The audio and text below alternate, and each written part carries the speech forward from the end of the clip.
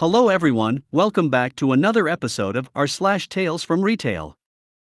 In today's episode, congratulations, you beat my price. Here is $272 discount. Customer doesn't care if I lose my job holding a item for him. I told you so. Before we get started, make sure to subscribe so you will never miss a video. So let's get started. Congratulations, you beat my price. Here is $272 discount. I used to sell cars. The dealership I worked at said if you have an itemized quote that is legitimately less than us, we will match and beat it by $100. We did this because we priced super aggressively. I had one customer hear this, and he said he was going to use it. I said that's fine. He placed his order for a truck that came out to like $55,000. He wanted what he wanted. After weeks and weeks of searching, he came in with an itemized quote, and he said I got something that is less. I said great, let me see it. After reviewing what he brought in, I noticed it was $172 less. I confirmed my math with him, and he agreed. I asked, how much time did you spend on this? He smiled. Every Saturday for the last 6 weeks. I nodded my head and said, well, looks like they are $172 less, so I'll go ahead and get your $272 discount put on the order.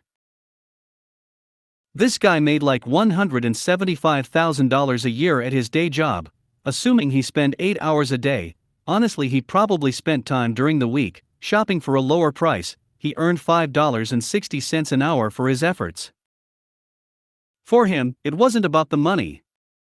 It was all about proving himself. True.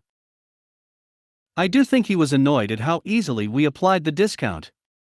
I think he expected us to argue with him. We didn't. Between my management, we secretly chuckled over how much work he put into this. Sometimes it's fun.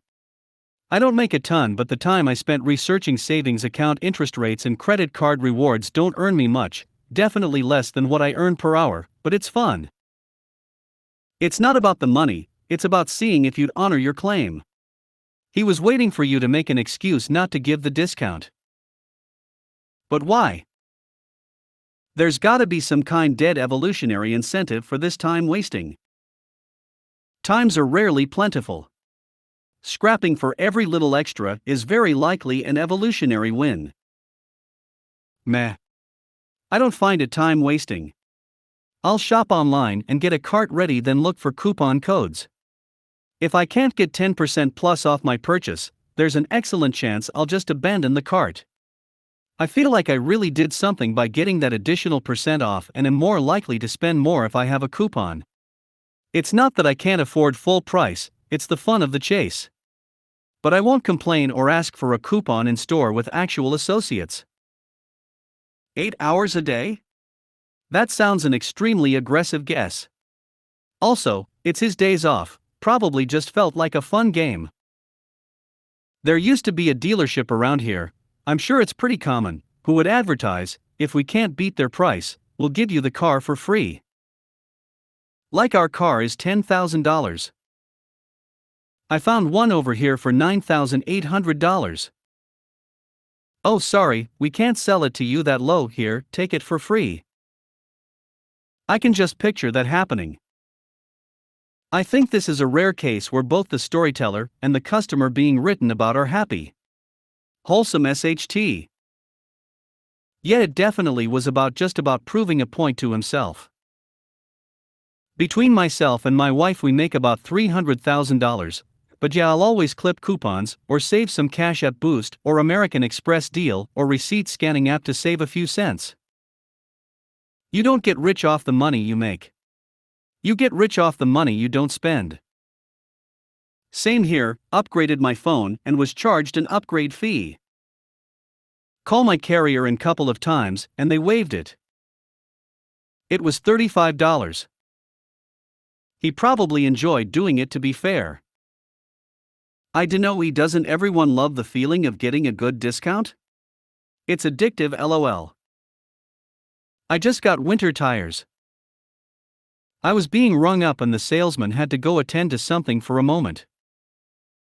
I thought what the heck and Googled tire store coupons. Literally the first link was a $25 off coupon for new tire installation. I work for a gas station and right now you get a random coupon each day you log into our website. One of them was a discount on gas. Ended up filling up my truck about halfway from near empty for only about $30. People who make money don't spend money. He does this on 5 or 6 big purchases a year, he saves over $1,000. Customer doesn't care if I lose my job holding a item for him. My first retail job I ever had, I consider one of the worst jobs I ever had. So just a quick bit of back info. The owner of the store I worked at would not allow us to hold items that were on sale for customers who would phone in asking to hold them. They said it was to be fair for other customers who would make the drive in to get it. So I had a customer phone me, ask me if I had one certain item that was on sale.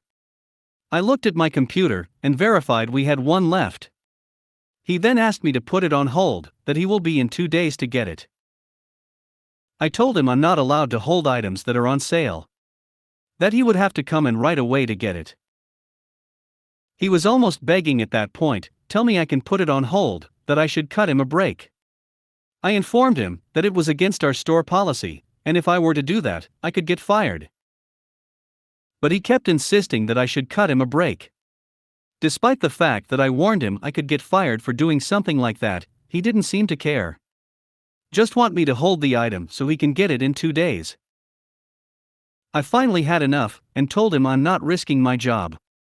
That if he wanted the item, come in right now to get it, and if not, come in 2 days and see if we still have the item on the shelf. But I wasn't gonna do anything else. He just kind of groaned, said fine and hung up. I'm a notary and work at a bank. I had a customer come in a few weeks back asking me to notarize a form her mother had signed. I told her that I couldn't do that because she didn't sign it in front of me. She said that my manager has done it for her before because her mom can't leave the house. I told her she could wait for my manager or set an appointment to have my manager go to her house to do the notary there, but I would not be doing it. She kept pushing, and I told her I could go to jail. She still wouldn't give up. It would defeat the whole point of notarization. Well, I sort of think this was the person who signed it. Customer doesn't care if I lose my job. You needn't go any further, that about sums it up right there. But you can break policy just for me. I'm trustworthy. I'm special. The rules don't apply to me. Okay, buddy. Try all you want, I'm not risking my job, especially knowing I'll be getting absolutely nothing in return at best. Good on you for standing your ground. Or rules might not apply to you, but they apply to me, so. So, where I work we are not allowed to hold any items for anyone if it is not already paid for. The stipulation here is the if it is not already paid for because we do have limited space to hold items that were purchased online to be picked up in the store. So whenever anyone asks us to hold the item, we inform them their best option is to place the order for the item online for in-store pickup. One of our team members will then retrieve the item and stage it in one of these pickup locations. Otherwise, we cannot hold the item, and you leave the risk of not getting it by arguing with us versus just placing the order online. This is especially true for items that move quickly. We cannot hold it for you, and it could be sold out by the time you decide to drive down here. But if you pay for it online, we can then stage it in a pickup location, and you'd then have 7 full days to pick it up before we cancel your order. You can break the policy for me because I don't view you as a real person, and what do I care if you lose your job? Yeah, I had plenty of those types.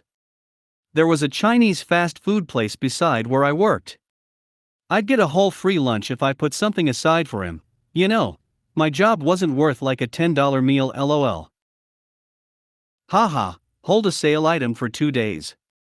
The guy is nuts. I worked in a clothing store, and we were only allowed to hold stuff for 1 hour. That wasn't on sale. On sale was a no-go.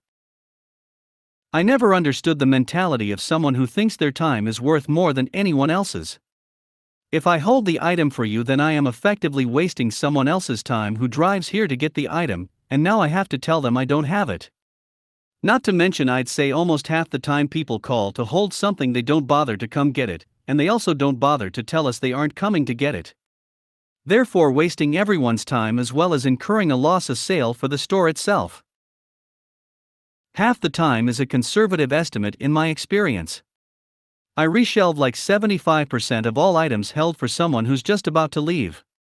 I just tell them to order it online for in-store pickup if they want it saved for them now. First rule of retail: customers don't care about you. You're not really human to them. This applies to all of hospitality as well. To customers, I hate when they are called guests. You are an NPC, not worthy of regard. They don't care if you are hurt or killed, as long as they get what they want. Second rule of retail: your employer doesn't care about you either. Always look out for yourself. They will throw you under the proverbial bus in a hot second. If I lose my job, you might want to tighten your hold on your job. It must have been some sale item, lol. I get this all the time in my job too. I tell them we can't hold anything and get their sob story. If the sob story is really bad on the onion meter in terms of being a tear-jerker, I'll let a higher-up decide. But it is then on the higher-up to deal with this special case. If they want to break policy, they are following through to the end to take ownership of it. For the standard person though, I'm sorry, we cannot hold items at all. With one left, I'm not even sure it will still be here by the time you arrive. You can definitely try to make the trip up here, or send someone up here to try to buy it for you instead if you can't make it. Our store hours are. And you can also see if you can buy it online. Have a good rest of your day. Good job, OP, in having a backbone and not losing your cool. I told you so. The grocery store I worked at was undergoing a complete and total reorganization. Aisles were changing, and we were all learning where everything was. Needless to say, it was chaos. At the time this happened, we were pretty busy, and I had a line of customers, but Karen decides to skip the line to ask me where something was. I don't remember the exact item, but it was something like paper plates, or something that would be near them, plastic forks. Straws? Since I had a line of customers, I couldn't leave to help her locate, so I told her I believe they are now on aisle 7. Before I can even get on my walkie to ask someone for sure, she storms off. Only to come storming back a couple of minutes later to tell me they are not there. A manager is now nearby, so I ask him if he can help her, and I tell him that I thought they were on 7, but she said they were not. He looks confused and says, okay, maybe they are on 8. I'll help you find them, ma'am. As they are about to walk away, she turns to me and says you should know better than to tell someone where something is if you don't actually know. Long story short, she comes back to checkout, but goes to another line. As the manager comes back, he leans in and whispers to me they were on aisle 7, like you told her. Told you so.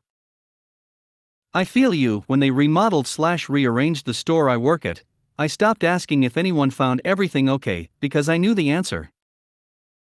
Best thing my small town grocery store did was put laminated cheat sheets at the end of each aisle. It has been years since the new store/remodel happened, but I still use the cheat sheets because my brain reverts back to the old layout. I have a personal conspiracy theory that stores do this on purpose.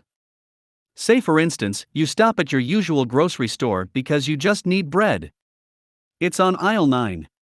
All you need is bread, so you head for aisle 9, but now that's where pasta and spaghetti sauce is located.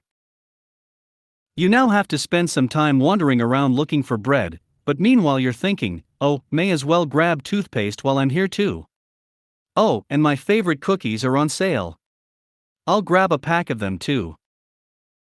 Next thing you end up spending $15 buying odds and ends, and the grocer gains extra sales. Bonus if you forget the bread and have to come back. That's not a conspiracy. It's marketing 101. This reminded me of an instance when I worked at a big box store. I was speaking with a manager about what they wanted me to complete, and a customer came over and asked for something. I said, aisle 9. A few minutes later they come back and tell me, just so you know, it was aisle 10. My manager and me just kinda looked at each other confused because of the way our aisles work in our store. The right side of the aisle was odd, and the left side of the aisle was even. They were still in the same physical aisle regardless. That's shelf 9 and shelf 10 then. I was in Sam's during a major remodel. I couldn't find something, can't remember what, so I asked one of the workers about it. I told them that since everything was moved around, I couldn't find it. With a sad look on their face, they said I can't find anything either, but made a guess where it might be. I told them not to worry and that I understood. That's because you are what is called a decent person. We had a rule in my store: show don't point, which is great in theory, not in practice, as we were often short-staffed or the person they were asking was manning a register. It was mainly for this reason: a customer misses the item, comes back anyway, and is now upset, and never at fault even when you told them the exact place to find it, and they still couldn't. I was just shopping the other day and talking to my friend who working at the time, when he suddenly became swamped with customers needing 4 different things. I haven't worked in this store for over a decade, but one of the customers was going on about a headlight restoration kit. It's in the car care aisle, near the washing and detailing stuff. I don't know where that is. 4 aisles that way. I was over there. I didn't see any. I'll like that I chime in and mention I just purchased some last week. I could show him right where it is. I don't know if he assumed I worked there at that point, but I showed him right where the stuff is, and he had several more questions about it. I didn't mind helping, especially knowing how frustrating it is when you get a customer that needs help like that, and the one person trying to help them has a line of irate customers growing at the service area. Ma'am? Ma'am? Where did you end up finding your item? I would hate to tell another customer the wrong thing. Ma'am? I am not quick on my feet, but dang it, I wish I had done that. LOL. Have to admit, I work in a fresh department, and have no idea where anything is outside of my little work world. If I don't know where something is, it's always aisle 5. I worked in a supermarket during a whole extension process, some products moving more than once a day, dust everywhere, holes in the wall, jumping over holes in the floor to get to our office. Biatch can't read numbers. Prob why she's a Karen. I think our neighborhood grocery store changes its layout monthly. The dairy isn't all in the same place, which is strange. The only things not moved are the produce and deli. I use it as an excuse to get a little walking in. If you made it to the end of the video, thanks for watching. Don't forget to like, subscribe and share, and we will see you in the next video.